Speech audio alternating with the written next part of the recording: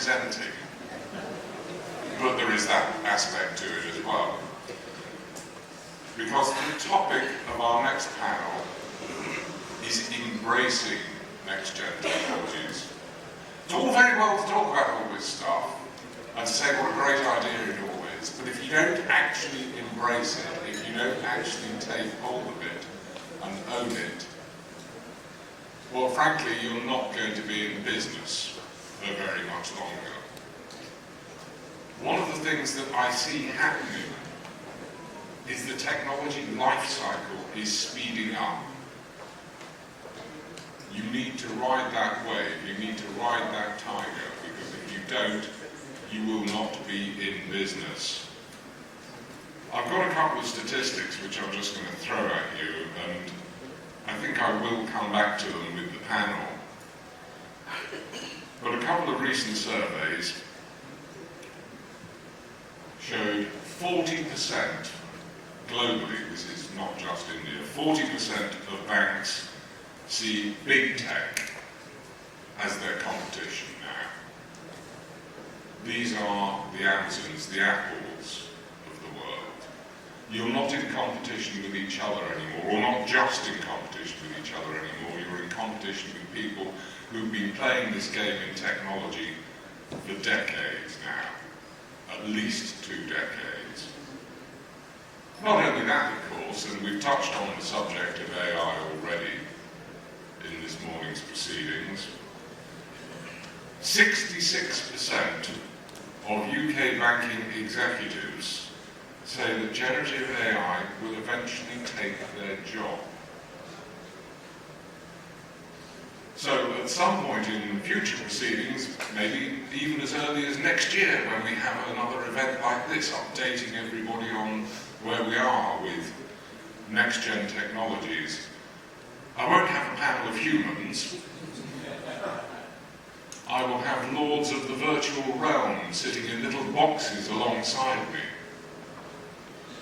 That's assuming that I'm here as well, of course. So while we still can, let's have a human panel on embracing next-gen technologies.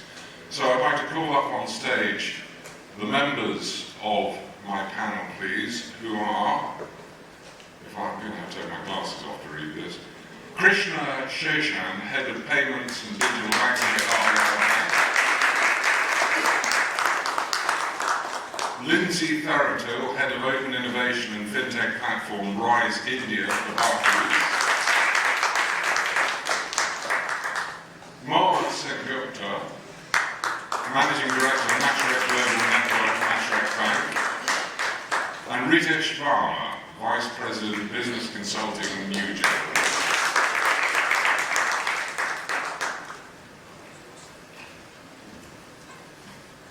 Thank you very much for joining me on stage, ladies and gentlemen. And I stress the fact that I have ladies as well as gentlemen on the panel. Yes! I don't make a point of saying that because Mohua was telling me off earlier about diversity on panels. So, let me begin with the question that you haven't been prepared for, because I want to know whether you, and I throw this at all 4 of you, and we can all have a go at commenting on it. You may agree or disagree with me, and I'd like to know which it is, when I said that the tech life cycle is getting faster. Is this something that you would agree with or disagree with? And what do you think, if you do agree with me, is the significance of that? Sure. I had payments for RBL Bank, and I can't disagree with what you said, because banks have been recipient of this emerging space, where there's always this dichotomy about being a tech company which is providing banking services or banking being a technology company. Right? So are you Microsoft with a current account system, or are you a bank with technology? Microsoft account. So a lot of new fintechs, the emergence of the fintechs. I think one significant thing which is a key differentiator is this emerging product companies are actually solving a single use case. So their ability to focus on develop a single use case from a technology standpoint is far more easier to achieve when you see it from outside. But when it comes to banks, any single system that you take has further multiple architecture nuances which need to be thought about. Customer KYC, customer architecture. For the bank, the customer is a single customer. But for a tech company, it's a single product. It's solving a problem for the customer.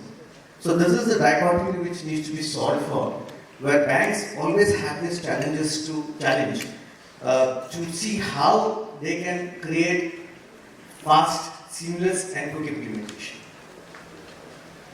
Okay, let's move straight along. Can I get input from somebody else on this? Absolutely. So yes, the pace at which technology is changing, I mean, we used to call emerging technologies will emerge in like a couple of years when I started off, but now it is every few months. So the biggest challenge that companies have, yes, first of all, to answer your first question, absolutely the pace is unbelievable, and the biggest challenge that it poses is to keep the employees trained. So there has to be a continuous learning that is there, and it is not just for tech companies, everybody. And given the importance of technology today, there has to be innovation across. So any employee of a bank or wherever, we need to keep them abreast of the emerging technologies coming up. So that to me is the biggest challenge because of this space. Lindsay? No, absolutely. There's every earlier it was every decade that used to hear a buzzword. But now every 2 months you hear something new like this Gen AI, this ChatGPT, conversational AI, and everybody is expected to change the way we bank, or everything is expected to change everything, right? That we know. That's usually how things start. Then slowly you start experimenting with that technology, and then you come up with realistic use cases of what can be really adopted, right? So I think it's very important that you don't really all the time jump the bandwagon and try to be the first person to experiment with new technology, but you have to also look at how it plays out. And open innovation is very important here. You have to partner with the very innovative FinTechs who are constantly experimenting with technology, so that you are in the game all the time, either yourself or via your ecosystem partners. So yes, the pace of change is real. We have to accept it and make either do it via your partner or do it via your internal innovation system. But if you do not experiment with technology, you don't really know, right, which is that one technology that is really going to be the game changer. So you definitely need to be there. Okay, we've heard from people working for banks there. We have a technologist on the panel as well. So from your perspective, what are the pressures on people like you, companies like you, in meeting the challenge that the banks are having to deal with? Right. Thanks for that, Rahul. In fact, if you look at it, the reason why technology is changing so fast is because the environment is changing. We at Newgen, for example, work with approximately 10 odd new ideas to be released, and probably at the end of the day release 2, because we keep on experimenting. But that's another point. But if you look at it, when I said environment, it was about who your competition is. For a bank is not kind of competing with a bank at the end of the day today. It's the Amazons, the Starbucks, the Apples, the Samsungs. You're competing with tech companies. And to stay ahead of times, you have to utilize that same data which is being available to everyone through FinTech integrations, through government interventions and others, to offer to the millennials, to the Gen Z, things which are differentiated from your peers. And the only way that can happen is a combination of technology and intelligence to make use of that technology. And that's the reason why new things keep evolving. It's the rate of change which will be the differentiator at the end of the day. And technology will keep on evolving, there's no end to it. You mentioned Starbucks there, and I think I just have to throw out to the audience. Starbucks is the biggest unlicensed deposit taker in the world. Because everybody who goes to Starbucks, well, not everybody, most people who go to Starbucks have got an account at Starbucks, although they don't qualify it as such. But if they've got a Starbucks loyalty card and they've got money on that loyalty card, that runs into billions around the world. Literally billions of dollars. Right. In fact, I was doing some analysis or consulting for a bank. I was discussing, for example, my dad goes to SBI branch just to kind of update his checkbook or probably his account passbook. Yeah, sorry about that. But it's not about the passbook update. It's about meeting those people of the same age group who enjoy the same likes, dislikes, and taking care of it. With the kind of reach that all these public banks have, they can give Starbucks a run for their money. So that's the other perspective of looking at things. So, open a coffee shop in your bank. All right. I took you all by surprise there with that, and I suppose I ought to apologise, but I'm not going to. But let me move on to some of the things that you have been prepared for. Lincy, if I can start with you. Banks are evolving to become technology companies with a banking licence. We've kind of touched on that. What's your reaction to that statement? True, false, willing, unwilling? Okay. I think this is like an answer that everybody would have loved, that if I had said yes, but no, I beg to differ. See, you threw a lot of stats at us, right, at the start. So let me also throw some stats. And let's contextualize what we are saying, right? So we all agree startups are tech first. Everybody agrees? Okay? And we also know 90% of the startups fail. You've heard the stats, right? What is the number one reason that the startups fail? These tech first startups fail. You'll be surprised that is not the number one reason.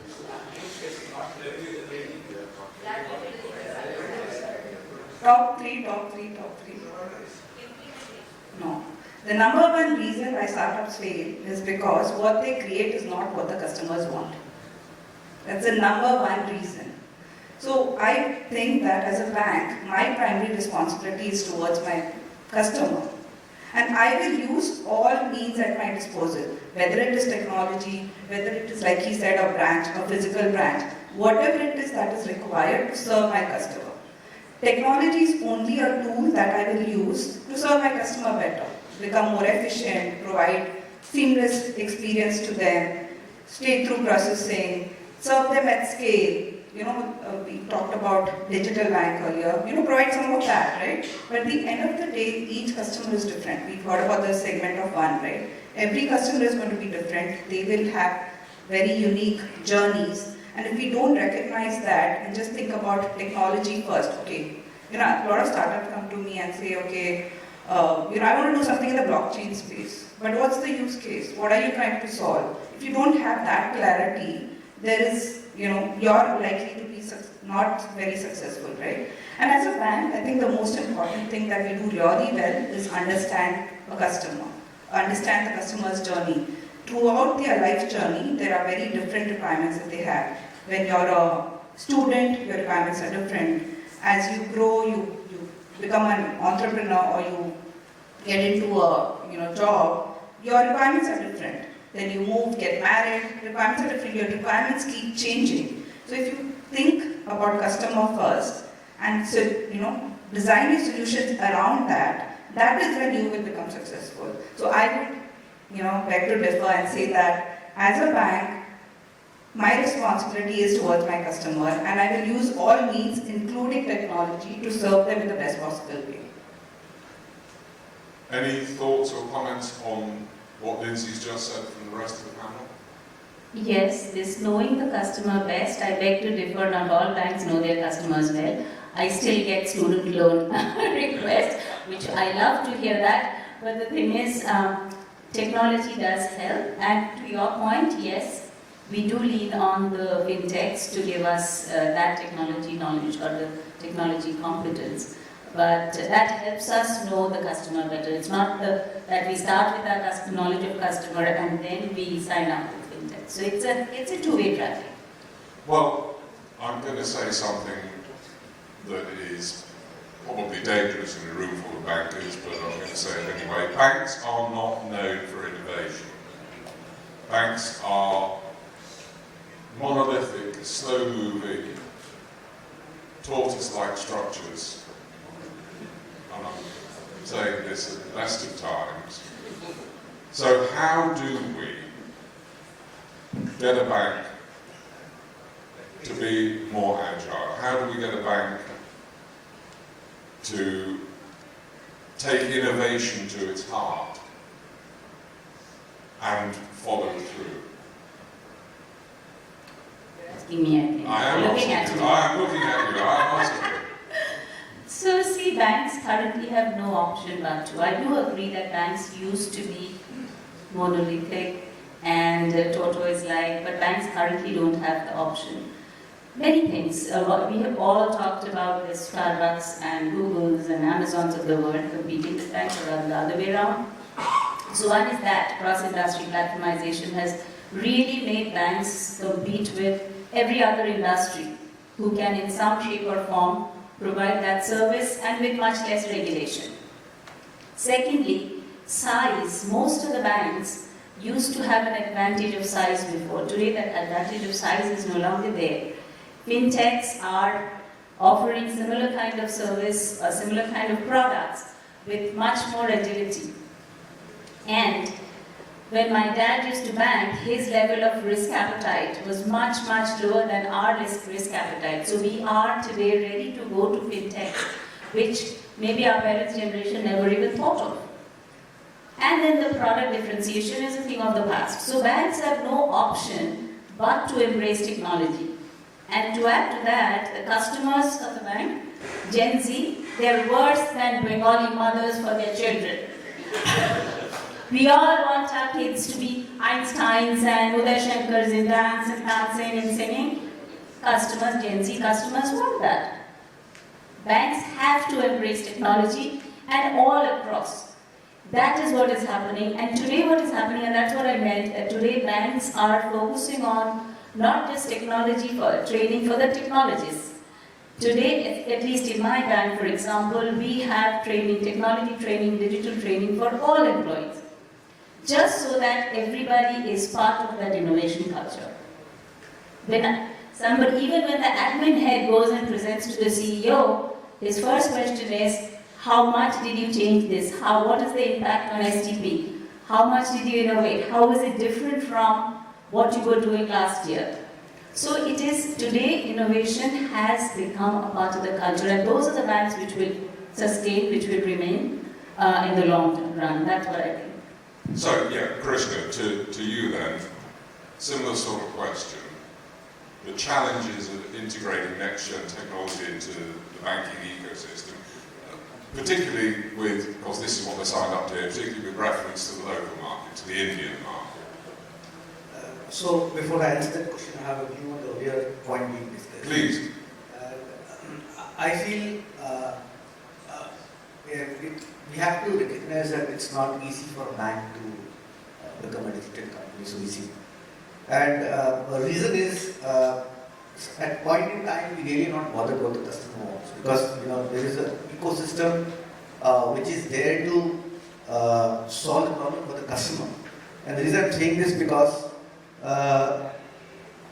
banks are now, there is a traditional product which is being offered by the bank, but banks cannot be part of the journey or the life cycle of a customer. It's difficult for a bank to be participant in the entire journey life cycle. For example, the Starbucks example you gave. What's happening is there is a financial product bundled with the day-to-day requirement of a customer. Now, the way the space for a fintech or space for an e-commerce company is quite wide, unlike a bank. Today, a bank cannot position make an app or be an Amazon, sell products, So that's one challenge the bank should recognize. banks have to find a sweet spot for themselves where they can coexist with the participants so that they can play a role in the settlement of what they are good at. Because at the end, there is a certain element of regulatory responsibility that the bank carries, which has to be disclosed of. So that's number one. Having said this, banks are being forced to look at how they can unbundle solutions. A lot of private banks today have taken enormous leaps in working out journeys to enable connected banking structures or open banking structures. But however, this challenge remains. When you do something, you have to be conscious about customer KYC, risk appetite, capital requirement for the bank, which are the various domain in which they operate. Coming back to the question on the implementation that you asked, there are 4-5 things I feel is of importance when it comes to adopting next-gen technology. First is mindset, and we spoke enough about mindset. Mindset is something that mind doesn't understand, which the earlier panelists just mentioned. But what is important is to recognize that for a change to be adopted, it requires senior management sponsorship. Implementation is easy, but running something on a regular basis where, let's say, you expose something digitally, and if that fails, and there are enough instances in the economy where things have failed, they had to be shut down for the customers, and at a certain scale, it's very difficult to offer a continuity plan. So that's something which is often missed out when we go and adopt new technology, new products. The second is, I feel when it comes to technology, till a decade long, banks never used to bother about the infra side of technology. We are happy, good tech vendor comes, let's say CBS player comes, he says, look, I have this product off the shelf, it can serve your customers, but I'm going to host it on my side, I'm going to manage the application management, deployment, etc. Banks now no longer can shut their eyes to it because of the regulatory environment the way it's shaped up. Data on soil requirements, card, security requirements, PCI DSS, etc. And the way UPI is functioning and way the responsibility is being cast by the regulator. So now we are adopting a hybrid model, and thanks to COVID that everybody is on the cloud now, most of the banks. We are at the threshold of working out a hybrid structure of on-prem plus a cloud structure where there are certain controls, REST matrix like responsibility, accountability, and consulting and information. Structures are agreed with vendors so that they do certain part of job and we do certain part of the job. So this is another area which will evolve slowly. For a FinTech or a tech company, it's easy to deploy something where they have a shared instance supporting a number of banks. But for banks, it's no longer so simple. They have to think about the isolation. Number 3 is, and the same point that I mentioned earlier, that it's no longer a monolithic structure. And most of the tech companies today, at least in the payment space, can no longer think about an isolated product offering. When they look at, let's say, a stored value or an issuing structure, they are forced to look at acquiring, they are forced to look at an account aggregator structure which is sharing data so that they can leverage customer data. So these are things which are imperative and important for bank when they implement. And hence, adoption for a bank is not so easy, it's slowly, they are coming of age, but it will take some time. Well, you used the phrase making things easy. How do we make things easy for the banks, Ritesh? How do you sell your product and sell in inverted commas? Persuade me of the idea. Make it easy for me to implement. So Robin, that's an interesting one. But I thought so. Yeah. Selling products is one thing, but at the end of the day, what I feel is that banks have so much of data related to a customer. All that they lack is the focus. Utilizing that data to think of a customer. The difference between a FinTech, an Amazon or others, is that they look at the customer and have focus. So probably bank has more data about me than myself. So how do you use that to kind of go across journeys? So it's not just, so probably in the future, the concept of a product may cease to exist. There would not be any product for a bank to kind of roll out. It will be the individuals and the personalization and the individualization which will decide what the product needs to be. And that's where the technology comes in, as to define what the person individually might need from a deposits perspective, from a lending perspective, from a liability perspective, and the overall journey throughout you associate with the customer. And that's when you start, as Lincy said, technology then gets an enabler to kind of make use of the different life cycle or the journey that the person might be getting into. What we do is automate the entire journey of an individual across the customer experience. So the customer experience is just one aspect of things. In order to make that experience happen, you need a strong operations, you need a strong back office, you need to have a customer service desk which works perfect. So it's all about the customer at the end of the day, and the silos of the banks automatically kind of lose their importance.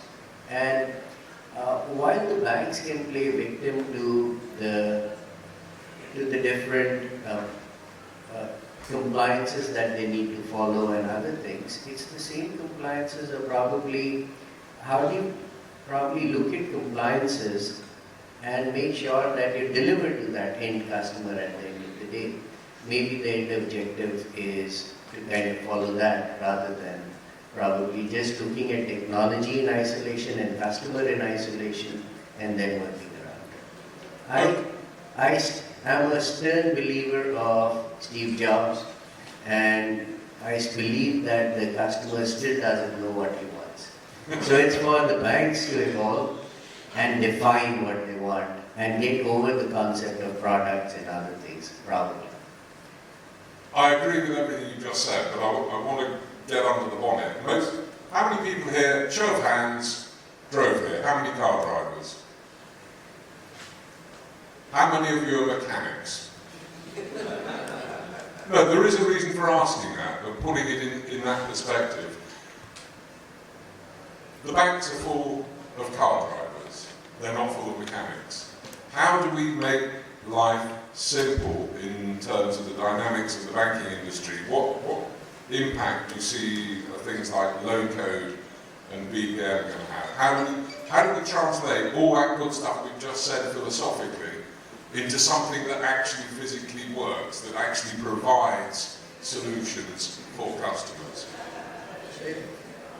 If I may. So low code is how the car driver can define how the car works, what would get into it, and using the low code or probably things like that, you would be able to modify your car as to what kind of interactions would have on the engine, how would it work and things like that. So low code is a technology which will probably make things for the dynamic workspace that we live in today, in order to make things built for change, built for the better, and how do you are able to make these changes happen. And the best example of such a technology being adopted is during the COVID times. While operations were being handled manually, how do you suddenly change it into a digital at the end of the day and move it into a hybrid kind of a thing was best addressed by low code during the COVID times. And we all realized the potential of taking things from an overall automation perspective using low code. So it helps you to kind of make things for change and probably drive it in different driving conditions at the end of the day. Okay, I'll move on to another topic area, and I think I know what the answer is going to be, but I'm going to ask you about it anyway, if I may, Ritesh. AI and analytics. How important, how significant, and how fast? AI is really critical in today's times. However, we were just discussing is that probably the first impetus of AI would come into the developing or the global south world, where you'd have more data to experiment with, you would have regulations to control it, and other things would come in. But the amount of data that's prevalent today, moving on to my earlier statement, if the customer doesn't know what he wants, the human doesn't know what he wants, we can probably look at the AI factor in order to decide what those dynamic products would be and how would they function to enable a customer to do more things in times to come. So really critical, needs to be clubbed with other data points that we have and look at the customer as an individual rather than someone that you need to sell to. Okay, right. We're moving to the point where I have one more question that I want to throw at everybody. So we'll go down the line on this, if we may. What's the one technology or trend, or for that matter, challenge, to look out for in the banking space in the next 2 or 3 years? And that's an interesting timeline, because I do a lot of interviews. Some of you will be aware on our website we have over 600 podcasts sitting on the website. I've got into the habit of asking people the same question. What's going to happen in the next 6 months? Everybody's got a pretty clear idea. What's going to happen in the next 6 to 18 months? Everybody thinks they know what the general trends are going to be. What's going to be happening in the next 3 to 5 years? Not a clue. Not a clue. Not a Scooby-Doo. But I'm sure these people have all got opinions. So, ladies and gentlemen, and we'll start with you, Krishnha, since we're going that way. What's the one technology or trend or challenge to look out for in the banking space in the next 2 to 3 years?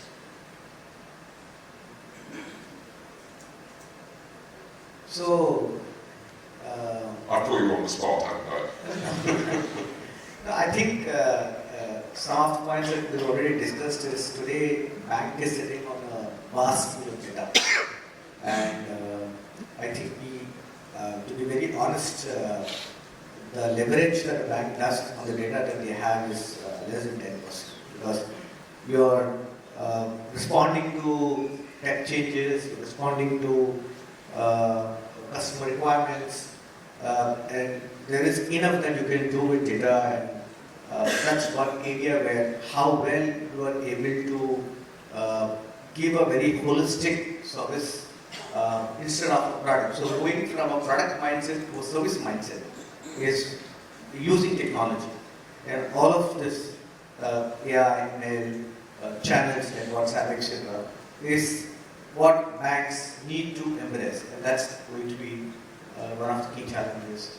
A bank will have to succeed in that challenge, there's no option for it. Lincy. So banks have got this really bad name, like you mentioned, that we monolith and totalize. But when I started my career, banks were considered the innovators, right? They were the earliest adopters of all technology, and that is exactly the problem, right? Because we adopted technology so early that now we are saddled with so many legacy assets, right? How many people in the room still think an abacus is pretty cool?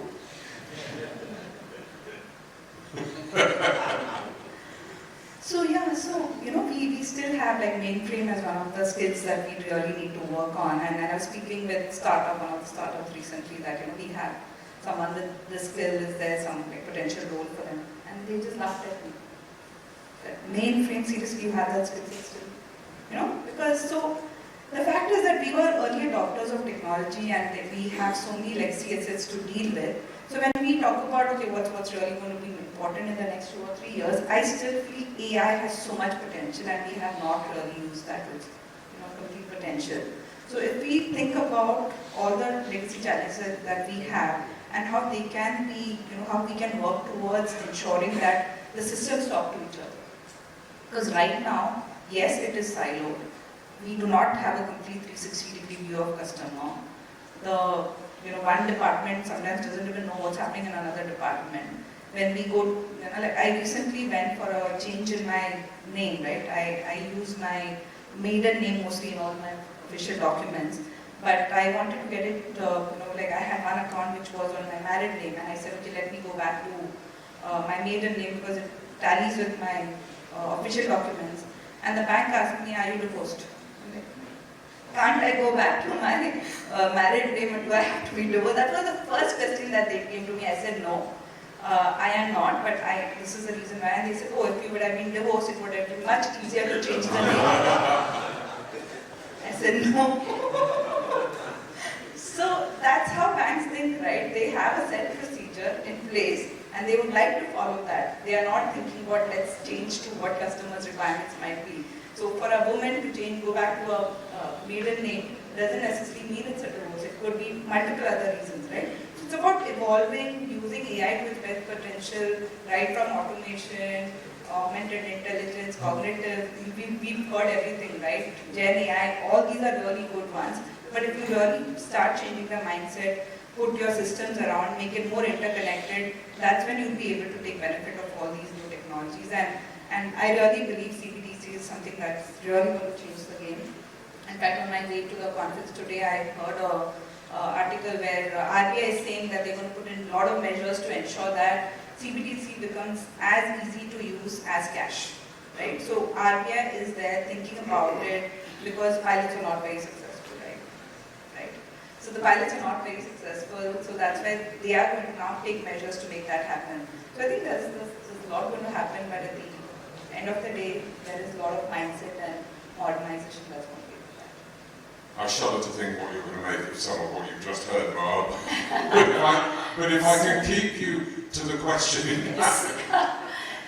So AI is what we keep hearing, that it's the next big thing. It is a big thing. But what comes with AI is a lot of security challenge. Already the banks were grappling with security challenges, AI adds to that. And as a result of that, we will not be able to get away from AI. We will implement, everybody will implement. But I think the one technology that we would need to embrace as a result of addressing those security challenges is blockchain. So to me, all eyes on blockchain. And that's why I was interested in that consortium that the gentleman in the first panel talked about, I think IBSi or ID something. This is something that I've been hearing for a long time, and as he rightly said, for blockchain to be successful, we need a lot of people in that network, and that can only happen when such consortiums come up. So I'm watching them very closely, that what is it that they're going to do, because there's a lot of potential in this technology, especially in today's world of security challenges, but without those consortium being active, this will not happen. Okay, and the last word, Ritesh. You get the last word. Thank you. So, banks have invested into a lot of technologies. As I said earlier, looking at customer as an individual and orchestrating your technologies through so that you're able to get a view on those customers, are able to service them directly rather than just concentrating on the acquisition part of things. That will be the game changer for you from an orchestration perspective. Thank you very much. I think we're going to call it there. We have time for just one question from the audience, if there is one. Or have we battered you into submission? Lady there.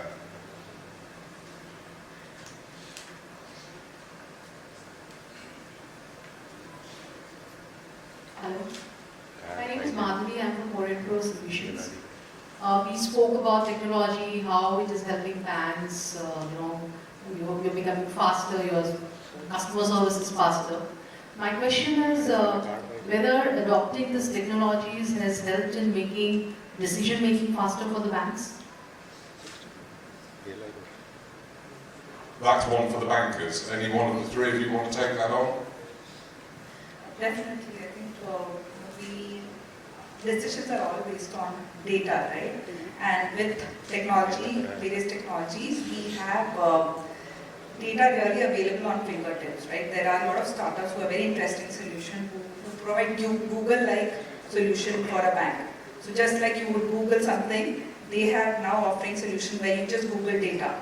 So, then it's easier to take decisions where in the boardroom itself. You can just use that platform, the data comes up, you don't really need your team members to prepare reports, format it and then provide you the report. Everything is on the go, on the press of a button. So decisions become much faster because of the availability of data at all times. And that is time. Ladies and gentlemen, thank you for your attention. Please show your appreciation of our panel.